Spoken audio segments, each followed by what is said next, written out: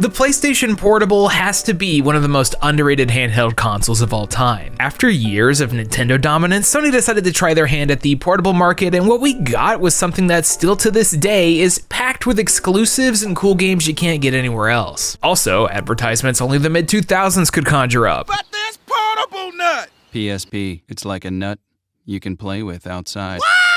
Despite this nut selling well over 80 million units, heck, outselling the 3DS and other famous consoles, I don't see it getting the recognition it deserves. It's got its classics like God of War, Ghost of Sparta, Metal Gear Solid Peace Walker, Monster Hunter really took off on this thing, and I'll play some Lumines anytime. But for each one of those, you've got 10 lesser knowns or games that time has forgotten. I mean, heck, the PSP has nearly 2,000 games, and I'm not just talking about JRPGs, although you could easily fill an entire well with the sheer amount of these things. Instead, we're gonna be talking about your battle zones, your Penya Golfs, your Lord of the Rings tactics, bizarre games that have never been ported, probably never will be, and they'll be relegated to the ticking time bomb in your closet. Speaking of, it's time for the yearly PSP battery check. I've lost 2 this year alone. My limited edition Hannah Montana console, rest in peace. So yo, it's Austin, and today we're gonna be diving into the vast world of forgotten and weird PlayStation Portable games. Also, don't worry,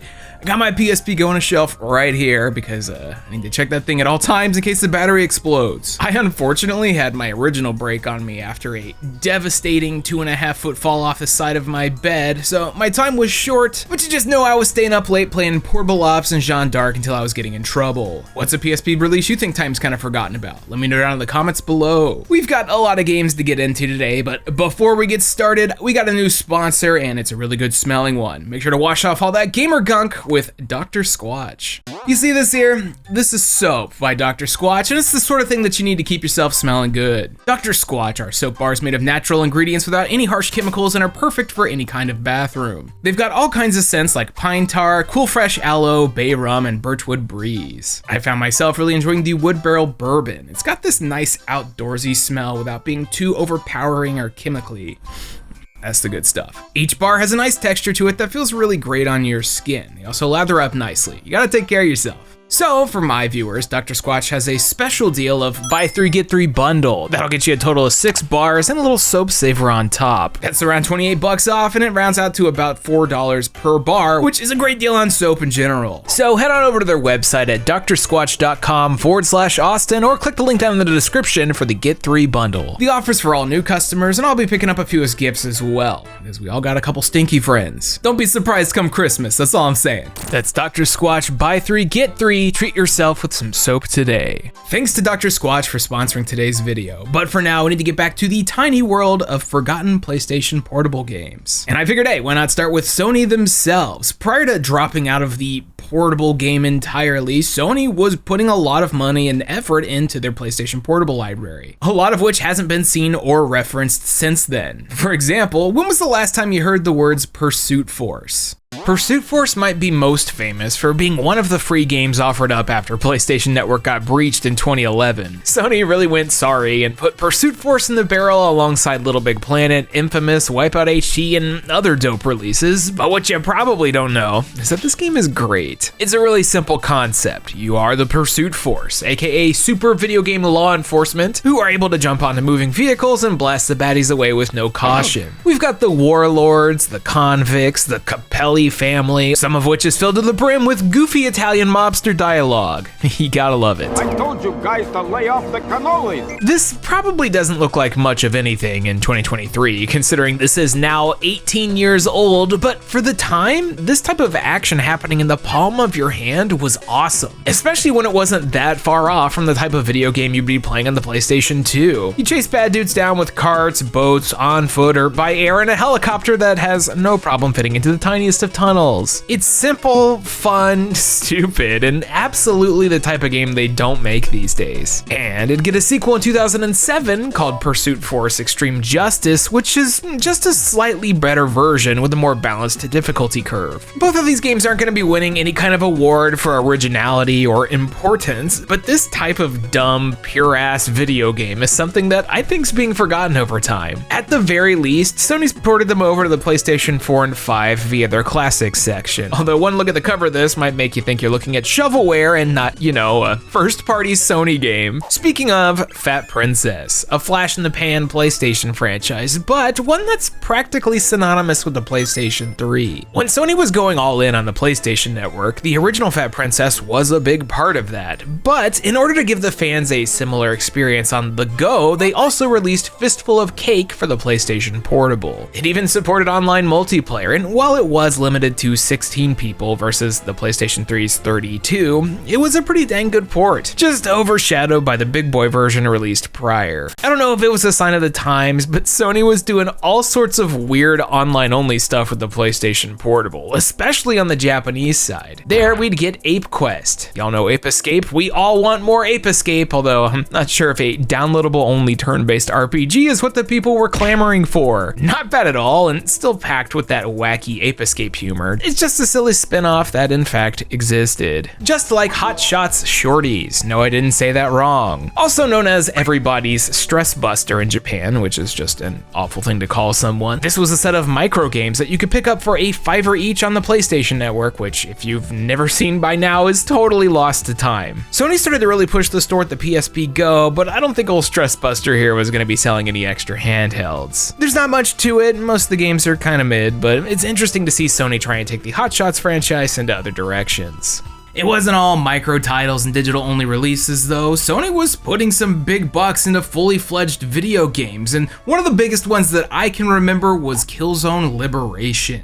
Killzone kind of fell off the face of the planet, didn't it? From being one of Sony's premier franchises in the mid-2000s to that final launch title on the PS4 and then radio silence. But early on, when they were still trying to find its identity, even prior to Killzone 2, we'd get Killzone Liberation for the PSP, and this thing was really cool. The original was a first-person shooter on the PlayStation 2 in the pre-Iron Sights era, which of course means the PSP game is going to be a top-down isometric shooter. It's not the most in-depth or RPG mechanic heavy title out there, but it was really good looking for something that you'd be playing on the go. You can put this thing through a few emulation upscaling filters and there's uglier things coming out now. Liberation focuses on the running and gunning, and I think that it does that pretty well. It takes place right after the original game narratively, which I don't think many people noticed or cared about, but more than anything, it was a sign that the portable consoles could get high quality experiences on the go. And in 2006, when this came out, that was big. It's simple, it's fun, it even had a multiplayer mode where you could blast your friends away online, and frankly, you weren't gonna get that experience in many other places, except Metroid Prime Hunters, I guess. I don't think Killzone really found its footing until 2009 with Killzone 2 and its gorgeous visuals at the time, but it'd only be around for another 4 years before Sony pulled the plug on the entire franchise. Liberation may not seem like much in the current times, but when it came to the glitz and glamour of something appearing AAA in the palm of your hands, this was a big deal. It's just, if you want to be remembered over time, you gotta have people be able to name a single character in your franchise.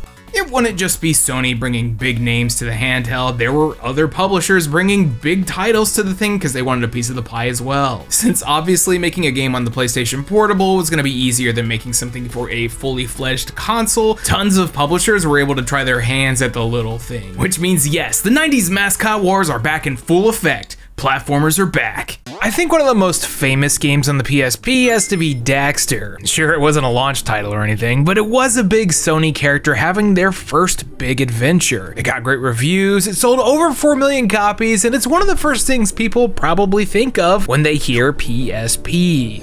Oh, and you may want to shave some parts. Trust me on that. It's hardly forgotten, unlike Sonic Rivals 1 and 2. Sonic? Forgotten? No.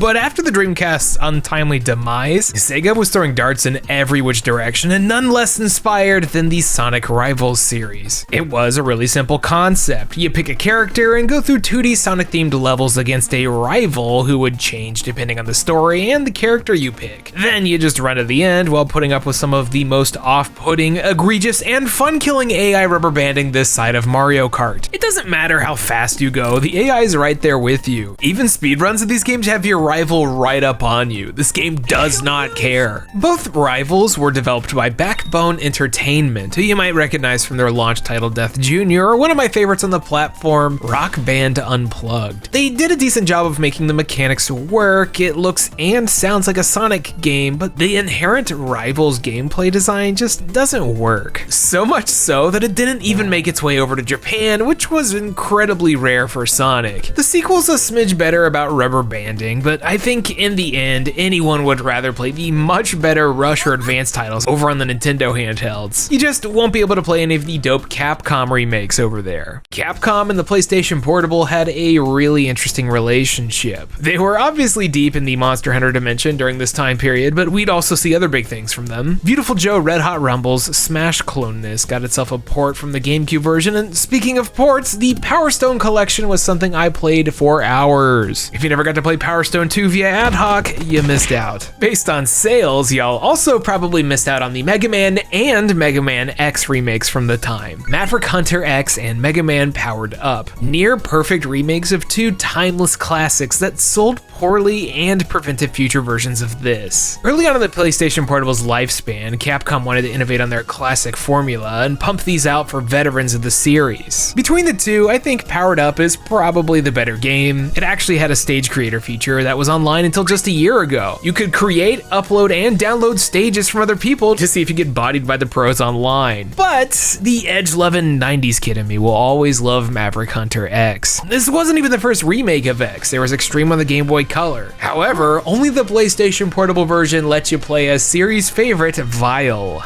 Okay, maybe they should have put Zero in the game. It's just good old NFT-loving KG Inafune thought that was, quote, too obvious and boring, which is something that no reasonable person has ever thought. Maverick Hunter X is real good. Most of that's the fact that Mega Man X is real good. And it's a shame that we don't get more remakes like this. You know, just add voice acting, make the graphics a little shinier, but still true to the original concept. The most recent examples I can think of this are Star Ocean Second Story R and Super Mario RPG. Just classic games, slightly shinier with a little extra content for old heads, even if it's just Vile. Perfection. XXX.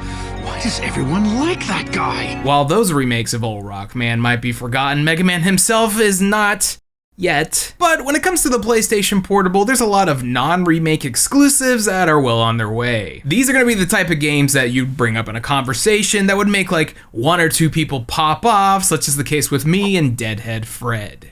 If you haven't heard of Deadhead Fred, I don't blame you. The developer, Vicious Cycle Software, was never really known for much beyond the Mad Hazard games and that Kung Fu Panda Smash clone. This thing hit the PSP when the system was in the middle of its lifespan, had a smaller print run by D3 publisher, and was a weird concept to begin with. I don't think many people would look at this cover, donning a dude who's just a brain in a jar and go, I gotta have it. But, well, maybe they should have. Deadhead Fred is a 40s noir-styled action beat 'em up that has a strong emphasis on head. By that I mean swapping heads for powers granted by your enemies. The combat isn't that great, and in fact it's a little tedious and time consuming. What makes Deadhead Fred interesting is the world that they created and the ridiculous amounts of writing. It's got this dark sense of humor and goofiness that you'd only see from things like Grim Fandango, and I think this nails it. Heck, it was the first video game ever to receive an award for writing from the Writers Guild of America. That's basically its biggest accolade. Overall, it's kind of a mixed bag, one with a doomed concept, considering gamers in the mid-2000s were all about that Halo, Oblivion, and, well, not God Hand. Though anyone with a PSP or a soft modded Vita should definitely give this a try. If anything, it'll make you laugh. I'll think of you every time I find a slimy worm. Fat chance emulating though if you decide to boot up Invisimals. PSP camera required. Yeah, smack this ugly thing right on top of your PlayStation Portable and hold the console directly in front of you and grab yourself a pack of Invisimals AR cards. It's time to watch 3D models fight in your bedroom. Through a camera only slightly better than a Motorola Razr. I'm sure that the kids who played this when it was new loved it, but I was 20 years old and already stuck in the work dimension. There's no time for running around with a camera. Instead, I was playing Work Time Fun,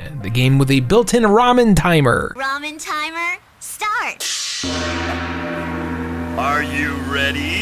WTF, Work Time Fun is hardly a video game. Despite being developed by Sony and originally promoted as a big deal, this game is more a collection of things. It's a satirical take on good old working society where you do a bunch of menial tasks for the lowest amount of money possible, all for the reward of spending it on gachapon machines. Ooh, a nightclub host finger puppet, back to capping pins, 84 cents, let's go! I don't think Work Time Fun is very good, but it has a sense of absurdity that is infinitely memorable. It's the type of game that you toss at your friend as a joke. It's a game that doesn't mind taking the piss out of society, corporations, the player, and also attempting to sell it for $40. Who is this for? I have absolutely no idea, but if you've beat this thing, let me know. Was it all for handheld delight?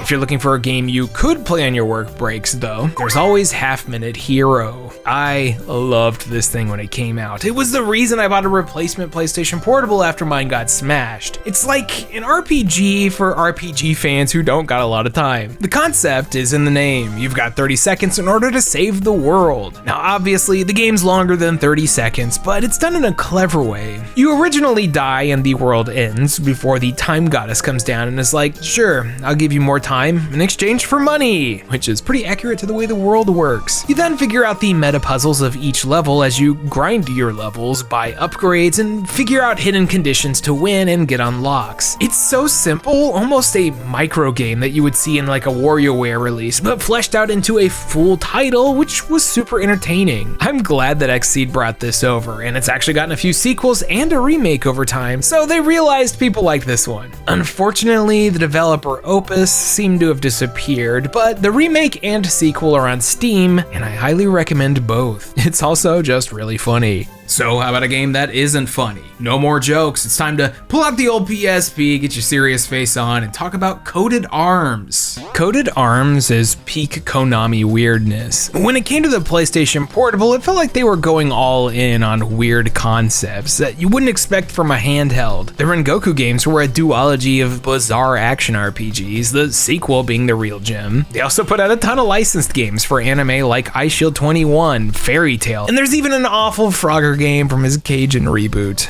Then you've got Coded Arms and Coded Arms Contagion, two high-concept first-person shooters on a console that only had one stick. That probably sounds like a death sentence. A vast majority of FPS on the PSP were bad. Coded Arms, however, took that idea and shattered it. Coded Arms is a dungeon-crawling first-person shooter with roguelike elements. You go through the stages looking for exits, risking your life in order to potentially find more supplies. All the environments are randomly generated, and while they might get a little old after a while, they have such a striking look that might have been a bit too much for the PSP. This thing is capped at 20 FPS, and it's very obvious that it was trying as hard as it could. The controls aren't great, as you're forced to use the face buttons in order to aim. It's got that PlayStation 1 first-person jank going on, so you'll have to get used to it. Despite that, I think it's one of the coolest PSP games. Unfortunately, the sequel took out a lot of the randomness and turned it into more of your generic first-person shooter. It does look and run better, and some of the atmosphere elements shine louder because of that. However, the original just has this irreplaceable vibe and aura that I don't think Contagion properly captures. Still, a fun game and a totally forgotten IP from Konami in this era. There was actually a PlayStation 3 sequel in the works, Coded Arms Assault, that was actually shown off at E3 2006. It was just unfortunately canceled despite looking interesting, and it's wild that this franchise never escaped the handheld. But alas, none of that came to fruition, and now if you want to play something that feels like it was released in the wrong decade, it's to the emulation mines you go.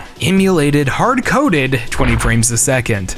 So how about a first-person shooter on the PlayStation Portable that, sucks. A vast majority of PlayStation Portable first-person shooters could not really get around the face buttons for aiming thing. It was just clunky. It didn't matter how good of an idea your game was, or if it was based on a famous property, you would be losing like at least an entire point for that. Which was exactly the case for Ghost in the Shell standalone complex. Ghost in the Shell is popular, no doubt about that. It's one of the only anime franchises to have every single one of its video games hit the States. That's rare. So when the standalone complex anime was taken off in the mid-2000s, we'd get a PlayStation 2 third-person shooter shooter and a PlayStation Portable first-person shooter. You would think that the roles would be reversed considering the technology, but nonetheless, Standalone Complex did its best. As a game, I don't think it's awful. It plays a plethora of characters, mostly Major Motoko Kusanagi, as you run around with your android butt hanging out while shooting everything in sight. The hook here is the Tachikoma tank that you can customize. As you play through levels, you get new bits to upgrade it with, and you can ride it around while blasting people, which barely changes the way anything looks or plays. I don't think this is terrible or great. I think it would have been regarded way higher if it was fleshed out on a console with a proper aiming controller, but I will say whoever was in charge of the lip syncing deserves a raise. The report on the attempted rebellion in the far north Are you here in your other role as chief of the JSDA watch? makes me awfully suspicious.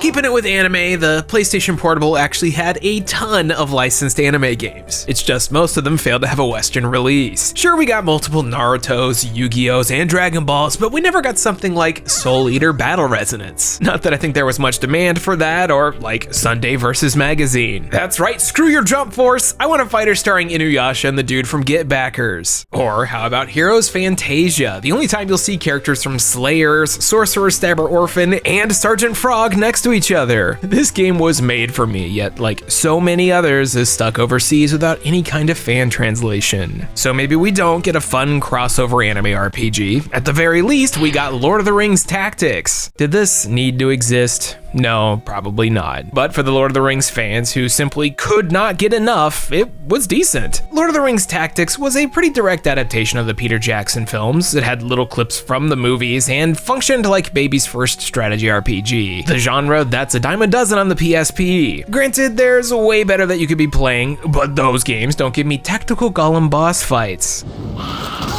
This era of licensed video games was, to say the least, loud. At a certain point, publishers realized that they could shove anything out the door on the PlayStation Portable for a fraction of the budget of a main console release and get lots of sales. There's no other way to explain the portable version of Napoleon Dynamite. There just isn't. But it doesn't stop here. Just about every big movie that rolled out would get itself a PSP tie-in, even if it was the only one. For instance, 300 March to Glory, aka the one movie with Gerard Butler kicking a dude off the cliff that was so popular, it created a domino effect all the way to Batman vs. Superman Dawn of Justice. You know, it's true. Why did you say that name? Well, for some reason, despite the cultural impact so loud it became the personality of a few people I knew in college, it only ever got this one PlayStation Portable game. Take a look.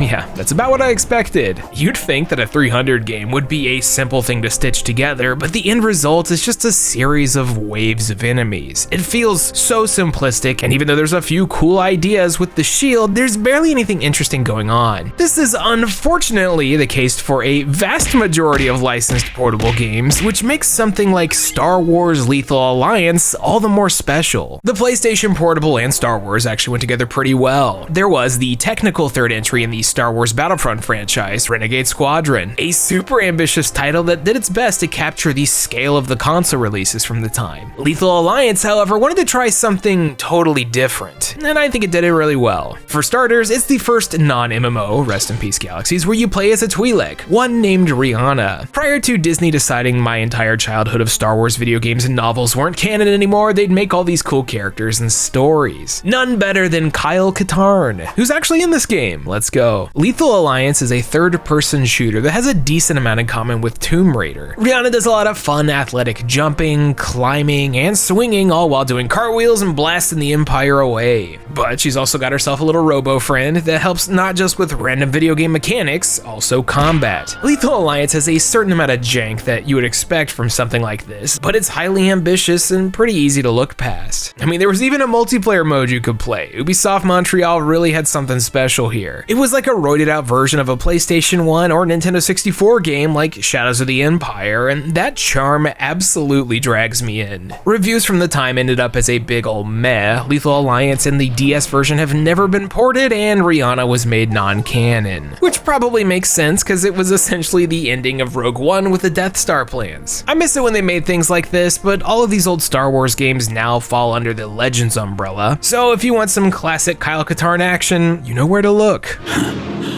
Rihanna? When it comes to licensed games, there's just way too many to talk about. In fact, recently I've been thinking about putting together a little series where I do exactly that, like 5 or 6 at a time. Yeah, I don't know. Someone's gonna talk about Beowulf on the PlayStation Portable. Just not today. Because for now, we're gonna be talking about something cool. The PlayStation Portable was just packed with neat exclusives that you're not really hearing about these days. It is a crime that Hammer and Hero's never been ported. Never heard of Hammer and Hero? I don't blame ya. It's one of the rarest games on the console with a complete inbox copy hovering around $100 for a PlayStation Portable game. But that's okay, we've got the internet. Hammer and Hero is the latest and final game in the Japanese series called Hammer and Harry. It's about a humble carpenter fighting against big construction and their condos. Harry's gonna beat the crap out of anyone trying to destroy historical landmarks, and he's gonna do it with a massive hammer. Well, there's a ton of these games, and a vast majority of them never made it stateside. At least until 2008, when Atlas decided they were gonna port Irem's PSP release and call it Hammer and Hero. This thing's a punishment platformer. Well, you do exactly what I just described, except Harry here can also change jobs based on the level. Is he hammering? Is he sushiing? Is he a baseball player? That's up to you. Hero is a fun and lighthearted game that really harkens back to the Super Nintendo era, and while it's criminally short for a full-priced PSP title, I think there's a lot of charm here. It's exactly the type of low commitment thing that I'd want to play portably back in the day, and I think it's perfect for what it is. Also, yes, you do control a massive construction worker mech near the end. Fun game, just totally forgotten about these days. You haven't seen the last of me! I doubt it. I think you should be alright. Then you've got something like Exit. Developed by Taito, Exit is something that no one would pay attention to in the year 2023. When you can play something like Genshin Impact or, the entire Steam library in the palm of your hands, a puzzle platformer like Exit looks a whole lot less impressive. It's a shame that people might think like that though, because I think it's a very well made one of these. You play as Mr. Escape, and your one goal is to, exit. Put out fires, escort the youngs, yes, that's what they're actually called, and go level to level till you're out of them. Simple, portable perfection, and something they definitely don't make these days. Same with Battlezone, a modern remake of the 80s classic arcade game. Battlezone is car combat. Floating tank combat. This thing reviewed in the 5s and 6s, with the big selling point being multiplayer with your friends, obviously. I've got a real soft spot for car combat games like these, like Twisted Metal, Battletank, and Star Wars The Clone Wars. Yeah, maybe the genre was an overused mistake, but anytime one of these pops up, I'll play for however long others will entertain me. Maybe Battlezone isn't perfect, but sure is for me. I think we've all got a few of those, the me game, the thing that someone can hand you, and even if it's got like a 4 out of 10 kind of review, you're gonna love it anyway. For example, anytime a brand new arcade sports game comes out, like your Mario Golfs or Mario Tennises, no matter how bad the reception, I'm hopping on it, such is the case with Pengya Fantasy Golf. Pengya Fantasy Golf is a silly, over-the-top version of your standard arcade golf game. In the same vein as the Marios and Hot Shots, but with everything looking a little more like Kirby's Dream Course. It goes a little more into the, fantasy realm, and even has dudes with swords. You might actually know this one as Super Swing Golf over on the Wii, or the Korean MMO Pengya, but there's something about the PSP version that sings to me. Which brings me to a big one, and something that couldn't be any more different. Kenka Badass Rumble.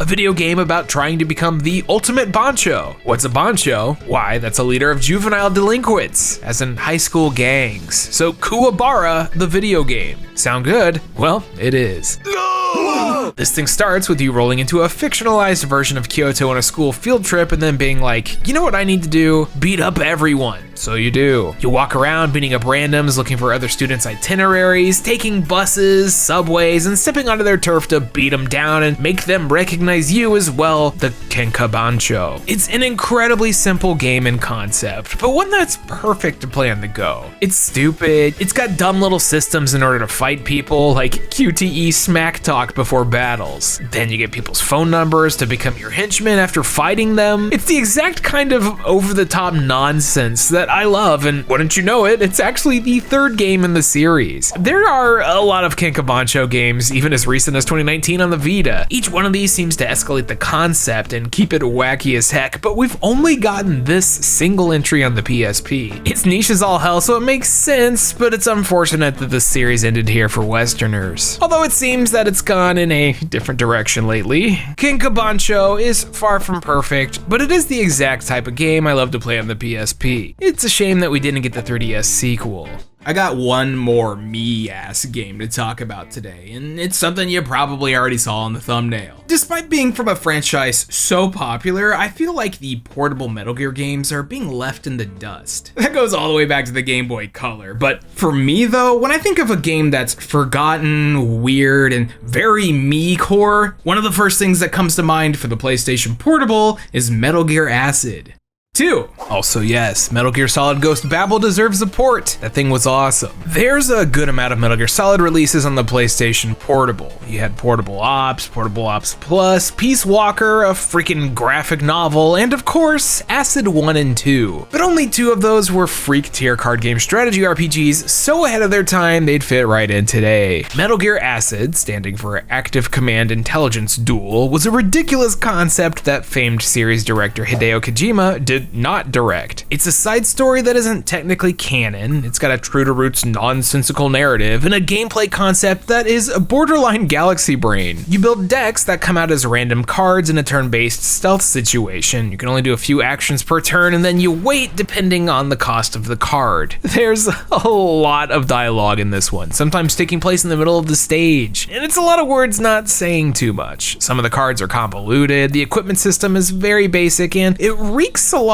of potential. Acid has this very loud style with cool dramatic zooms anytime you do an attack. There's something here, but it's not all quite together. Reviews of the time felt it was a big ol' 7 out of 10, with retrospective ones being a little less kind. Movement is a pain because it makes you go step by step. The interface is a little confusing, and some missions take forever due to how stances work. But for a launch title on the PlayStation Portable, it was cool. On the other hand, the sequel, Metal Gear Acid 2, that's the good stuff. Acid 2 is the animeification of Metal Gear. Quite literally, the visuals are heavy cel shaded, way more colorful, and it almost looks like it's from a different franchise. Acid 2 came out only a year after the first one, this time with Kojima on board as a producer, and I think it's a vast improvement on the original. There's way more cards to pick from, pretty much everything about the interface is dramatically improved, and you feel like there's way more options. Rather than having to select actions from a menu, if you want to knock on a wall, you just press the knock button. You can also crouch like this. It's simplified in a way that's not just newbie friendly, but also veteran friendly, as you're able to do the whole turn-based card game thing with way less frustration. Acid 2 also came with a pointless accessory, the Solid-Eye Tobit Acid. This was a big piece of cardboard that you would slap onto your PlayStation Portable that would basically allow you to look at the game in 3D, despite the console not having a 3D option. Apparently, this also had a chance to cause epileptic symptoms in some players, so it's not really talked about fondly. I mean, just look at the thing. Who's gonna use this? Metal Gear Acid 2 is a totally bizarre sequel to a bizarre game, but it's one of those things that I loved playing as a teenager. The idea of turning Solid Snake stealth action into a turn-based card game RPG might sound like a terrible one, but hey, the reviews were great, people I knew were loving it, and it's truly one of a kind. Or two of a kind. The heavy electronic soundtracks here would get your blood moving. The levels are memorable, and if you were looking for some Metal Gear on the go, this was a great fix. Peace Walker and Portable Ops weren't out yet, so Active Command Intelligence Dueling was the only way to go. If I had to make any major knocks against it, it'd be the lack of voiceover, especially considering the high amount of dialogue. But hey, this game has Venus, and she's peak character design. Seems the developers thought so too, because they keep panning the camera up and down anytime she's on screen. Good old Metal Gear. I hope that one day Konami decides to port some of these lesser known Metal Gear titles and spin-offs. It's been nearly 20 years since Acid 1 and 2 released, with hardly any mention or recognition of them at all, and that makes me sad knowing that they're slowly being forgotten. 1 is pretty skippable, but 2 is the finished concept of one of the weirdest and coolest games to come out on the PlayStation Portable. Check it out via any means necessary. I'd hit that. So there we have it, a bunch of weird and forgotten PlayStation Portable games, which means now we've done every Sony console up to the PlayStation 4. And I don't know if I'm gonna be able to find enough for that one. I've actually been thinking about hitting up the PlayStation 2 again because there's like 4 billion games on that console, and also that video is pretty old at this point. But if there's any cool PlayStation Portable games that you think I should take a look at in the future, let me know down in the comments below. Always looking for weird stuff. And when it comes to the PlayStation Portable, you'll always find some strange stuff when you least expect it. Like 300, like come on. Also, I miss the Vita. I think we all do. Rest in peace, Vita. If you like today's video, check out the sponsor, Dr. Squatch, for the buy 3 get 3 bundle. Or if you want to support the channel directly, you can head on over to my Patreon or buy a t-shirt over at the Pixel Empire. I'm thankful for all of your support, and hey, happy November. We've made it to the end of the year, which means video season is upon us. Well, hopefully. I got sick again, and it sucks. Anywho, I've been Austin, and catch me next time when I'm thinking it's time for another 100% video. Thank you so much for watching. Special Patreon shout out to Aaron Kwolek, Bennett Oswald, Blackfoot Ferret, Blake Thomas, Cheeks, Chris Shelton, Doug Prince, DX Buster, Dylan Snyder, GM Pinks, Hey Quiggles, Idavice, Jay Roos, Jacoby Fitzpatrick, Kevin Zanowski, Karen Arter, Nick Irving, Ryan Talbert, and Vox. Thank you all so much for your generous support. I am finally done being sick. I can't believe it. I'm gonna say this right now, don't go to a bowling alley where you can also eat food and expect good things to happen. I got a bunch of other videos coming up before the end of the year, so stay tuned for that. Also, Colin, unprivate your games on PlayStation. We were trying to see what your most played game was and I couldn't see it. I know Amber's got like 180 hours in Final Fantasy 15. I wanna know what yours is. Type 1 if you agree. Okay, I'm gonna go. Bye.